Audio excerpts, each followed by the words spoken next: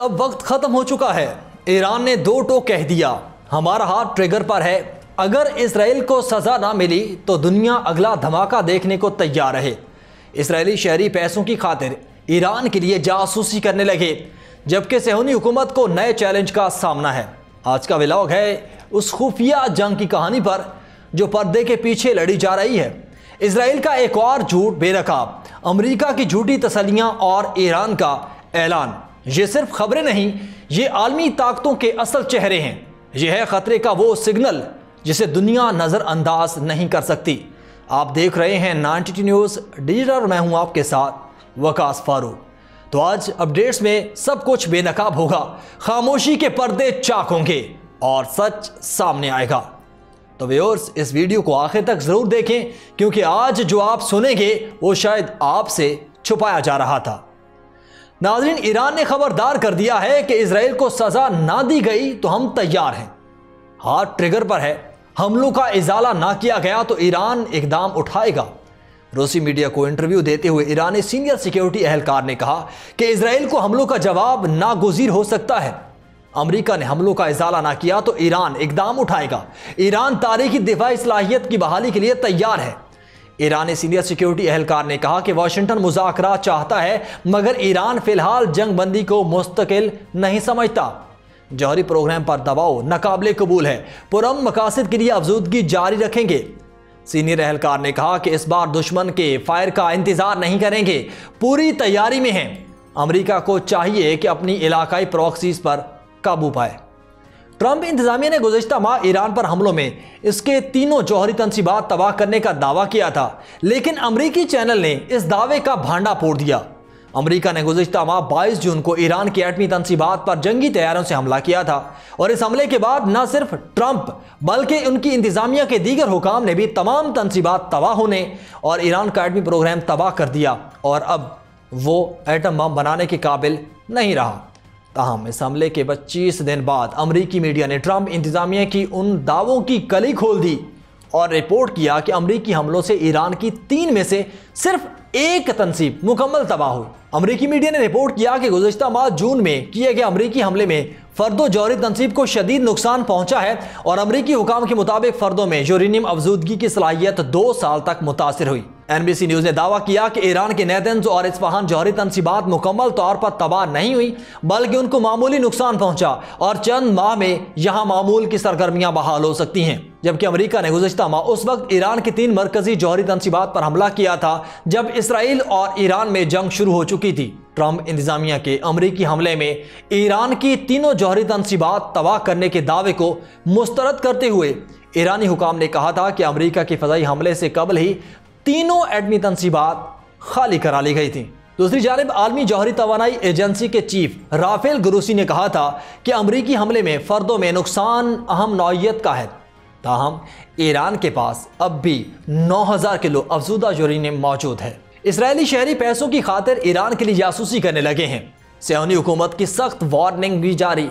اسرائیلی حکومت نے ملک بھر میں ایک نئی اشتہاری مہم کا آغاز کر دیا، جس کا مقصد شہریوں کو ایران کے لیے جاسوسی کرنے سے روکنا اور اس کے ممکنہ نتائج سے خبردار کرنا ہے۔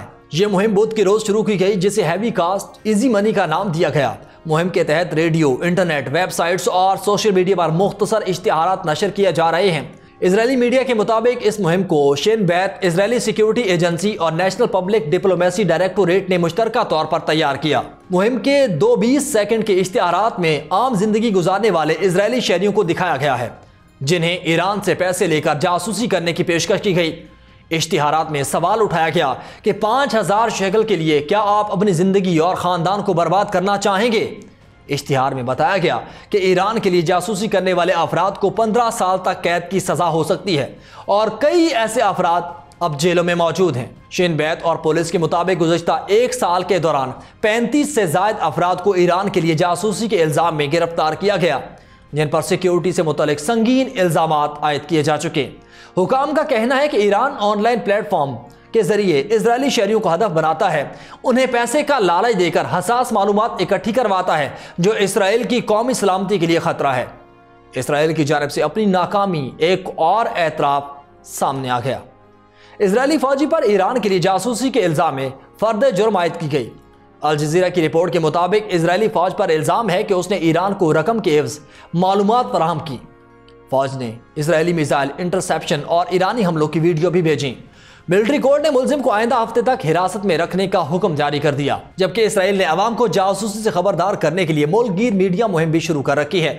ایران نے بھی حالیہ ہفتوں میں اسرائیل سے تعلق رکھنے کے الزام میں کئی افراد کو سزائے موت دی۔ فرد جرم کی خبر صرف ایک دن بعد سامنے آئی جب اسرائیل نے ایک غیر معمولی ملک گیر میڈیا مہم شروع کی، جس میں شہریوں کو ایران کے لیے جاسوسی کرنے سے خبردار کیا گیا۔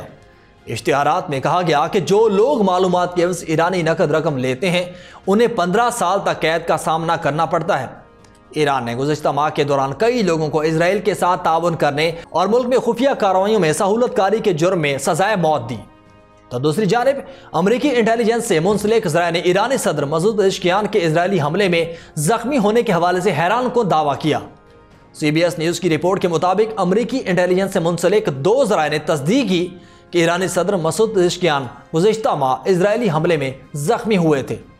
ذرائع نے سی بی ایس نیوز کو بتایا کہ ایران کے سرکاری میڈیا میں یہ رپورٹس درست ہیں، جبکہ مسعود پزشکیان اس وقت سپریم نیشنل سیکیورٹی کونسل کے اجلاس میں شریک تھے جب اسرائیل کی جانب سے حملہ کیا گیا۔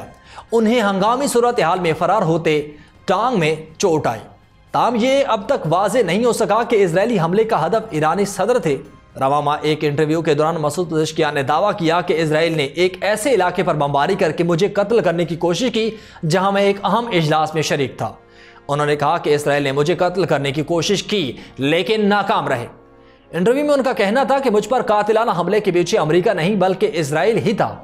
اجلاس میں ہم جنگی صورتحال پر تبادلہ خیال کر رہے تھے، لیکن ان کے جاسوس کی انٹیلیجنس کے باعث اس علاقے کو نشانہ بنایا گیا جہاں ہم موجود تھے۔ تاہم مسعود پزشکیان نے اسرائیلی حملے کی تاریخ اور وقت سے آگاہ نہیں کیا، اور سی بی ایس نیوز کی رپورٹ پر وائٹ ہاؤس نے کوئی تبصرہ نہیں کیا اور نہ ہی اسرائیل کی جانب سے کوئی رد عمل سامنے آیا۔ ایک ایرانی عہدیدار نے اس پر تبصرہ کرنے سے انکار کر دیا۔ ایرانی سیکیورٹی کمیشن کے رکن نے امریکہ اور یورپی ممالک کو خبردار کیا کہ ایران یورینیم کی افزودگی کا حق ہر حال میں محفوظ رکھے گا۔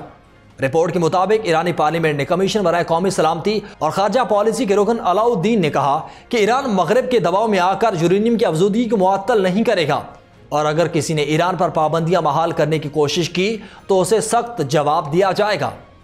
یورپی ممالک کی جانب سے اقوام متحدہ کی سلامتی کونسل کی قراردادوں کو دوبارہ فعال کرنے کی دھمکیوں پر رد عمل دیتے ہوئے انہوں نے کہا کہ اسلامی جمہوریہ ایران مغربی ممالک کی جانب سے کی گئی غلطیوں کے مقابلے میں ہمیشہ مناسب رد عمل دیتا رہا ہے اور دیتا رہے گا۔ انہوں نے ایران کے بعض ایٹمی مراکز پر دشمن کے حملے کی طرف اشارہ کرتے ہوئے کہا کہ انہوں نے ایک سنگین غلطی کی اور اس کی سزا بھی پائی۔ پارلیمنٹ نے اس حملے کے جواب میں ایک قانون منظور کیا جس کے تحت بین الاقوامی ایٹمی توانائی ایجنسی کے ساتھ تمام تعاون معطل کر دیا گیا۔ یہ قانون نگراں کونسل نے منظور کیا جبکہ صدر کو بھیجا گیا اور اس پر عمل درآمد کا حکم بھی جاری ہوا۔ علاؤ الدین نے کہا کہ یہ بات بالکل فطری ہے کہ اگر یورپی ممالک دوبارہ کوئی غلطی کریں گے تو ہم اسی سطح پر سخت رد عمل دیں گے۔ اگر یورپی ممالک سنیپ بیک میکانزم کو فعال کریں تو پارلیمنٹ اور حکومت بلا شک و شبہ اس کا بھرپور اور دندان شکن جواب دیں گے۔ انہوں نے تاکید کی کہ اسلامی جمہوریہ ایران کوئی دھمکی برداشت نہیں کرتا اور دباؤ یا دھونس کے ذریعے اپنے قانونی حقوق سے دستبردار نہیں ہوگا۔ علاؤ الدین نے کہا کہ ایران بنیادی طور پر مذاکرات کے خلاف نہیں، لیکن ہر مذاکرات کی اپنی شرائط اور اصول ہوتے ہیں۔ ہم کسی بھی صورت میں یورینیم کی افزودگی جیسے مسلم اور قانونی حق سے پیچھے نہیں ہٹیں گے۔ افزودگی وہ حق ہے جو ملک کی ضروریات کے مطابق جاری رہے گا۔ ایران سے نیوکلیئر ڈیل کے لیے امریکہ، برطانیہ، فرانس اور جرمنی نے اگست کے اختتام تک ڈیڈ لائن مقرر کرنے پر اتفاق کر لیا۔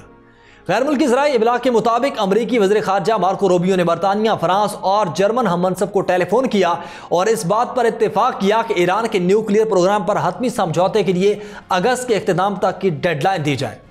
رپورٹس کے مطابق یہ ممالک ڈیل نہ ہونے کی صورت میں ایران پر اقوام متحدہ کی سلامتی کونسل کی وہ تمام پابندیاں پھر سے عائد کرنے کا ارادہ رکھتے ہیں جو 2015 میں ایران نیوکلیئر ڈیل کے موقع پر اٹھا لی گئی تھیں۔